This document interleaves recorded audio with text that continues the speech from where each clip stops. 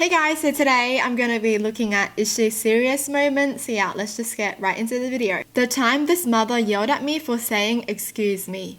Her and her family were taking up an entire bike path including the shoulder. Instead of cutting through them, I moved onto the shoulder and cheerily excused myself as I passed her. Didn't touch her and she didn't really have to move since I managed to squeak by. Yet as I passed, she started screaming. Well, she did not expect me to come to a screeching halt and ask if there was an issue. She promptly hid behind her husband and wouldn't even look at me. All that energy for what? What just happened?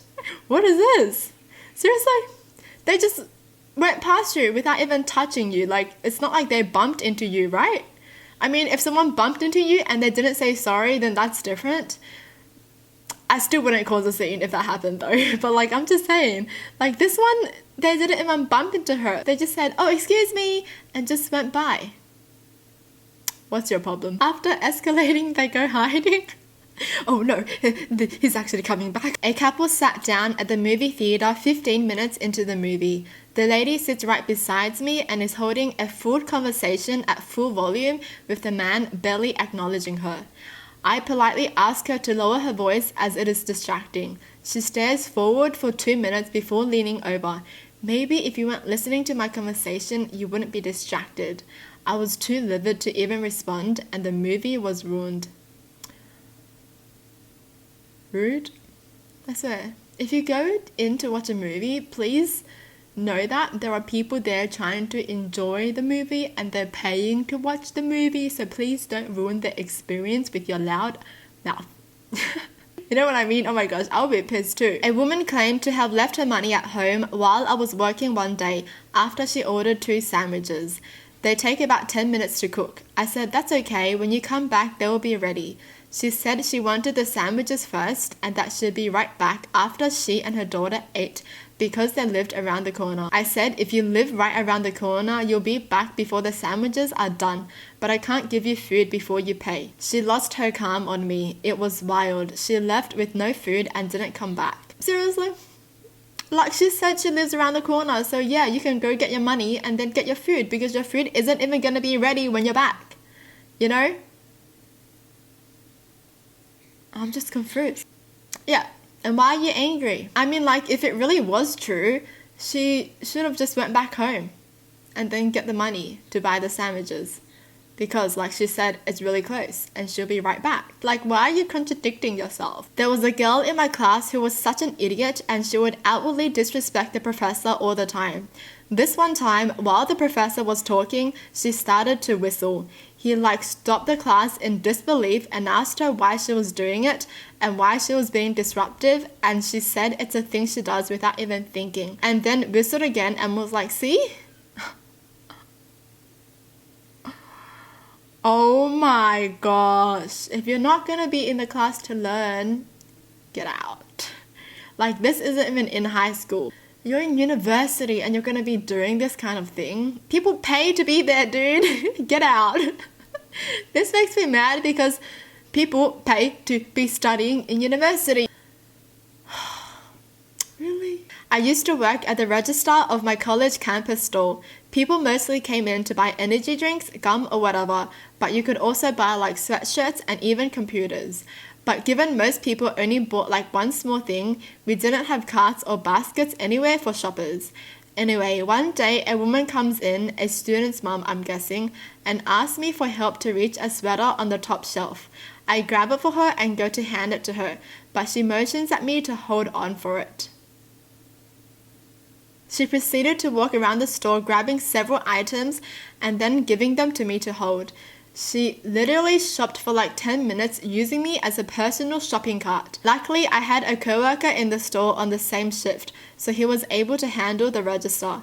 At the end of this whole ridiculous segment, she got a message on her phone, read it and said, oh, you know what? I actually have to go meet my son. I'll come back later to get the things I need. And then she left, and I was left standing there with an armful of random stuff that I needed to go put back one by one. Come on, woman. Why do people do this? Honestly, what is this? A customer came to pay for some lessons and I swiped her card upside down, so I had to swipe it again. She caused a scene stating I charged her twice. I just sat there with a monotone. I only charged you once. Every time she took a second to breathe. Oh my gosh. I mean, you could just look at the receipt and check. While working the front desk of a hotel one day, a woman handed me her debit card for payment. With our software, we insert the card and it takes a minute to process in the reader and load the number properly into the software. As I'm waiting for the reader to get finished with the process, I start making her classic magnetic strip style key cards for her room. Our key maker was an old machine that made plenty of loud beeps as you programmed the keys. And given its age, most times I would have to try 3 or more times to get a key to program correctly. I hand her card back along with 2 key cards and she just screeches, "What did you just do?" Baffled and confused, I just said, pardon? To which she just repeatedly yelled, "What did you just do?" I'm just giving you the keys to your room, ma'am. All I need is a signature and you're all good to go. She then called a 911. Not even the non-emergency number 911. I had no idea what was going on. I tried to ask her what she was doing and she just said, "I'm not saying another word to you until the police get here. I know my rights." Okay. She then went outside the lobby and waited for the police to arrive. She, some minutes later, comes back in with an officer, points to me and says, "That's her, she's the one." I was the only person working.